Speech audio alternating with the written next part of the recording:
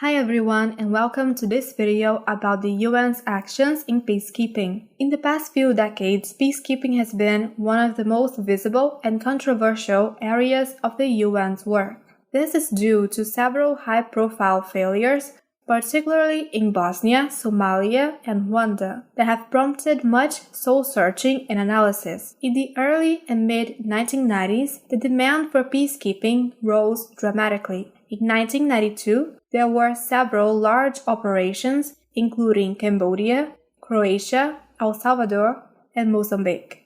Although there were many other conflicts, there was a positive feeling that the UN could help resolve them, partly due to the success of the US-led intervention in the Gulf War. Traditional peacekeeping operations during the Cold War had common criteria. The conflicts were between states and not within states.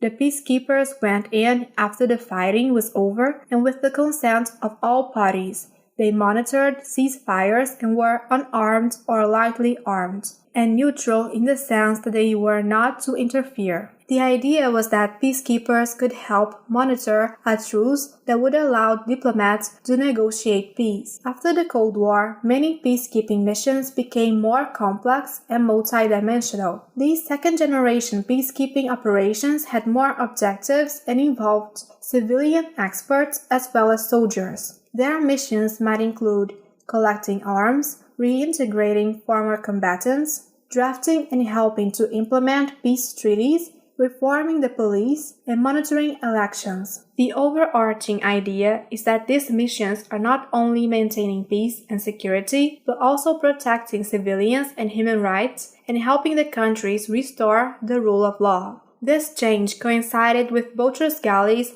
landmark report, Agenda for Peace, in 1992, and its 1995 supplement. In Agenda for Peace, Boutros-Ghali admitted that the UN had little power to address the 100 conflicts that had taken place since the UN's birth and resulted in around 20 million deaths. He presented the additional processes of preventative diplomacy, peacemaking, and post-conflict peacebuilding, as well as calling for peace-enforcing units.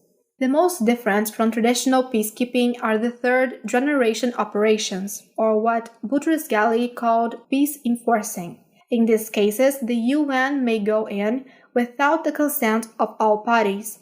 The disputes are intrastate and the peacekeeping forces use force to implement a peace that not all parties have agreed to. These failed peacekeeping examples of Bosnia, Somalia, and Rwanda were all third-generation peacekeeping. Many analysts argue that they deeply damage the UN's reputation, showing it to be ineffective or worse. In these cases, a key dilemma for the UN has been whether to remain impartial or neutral.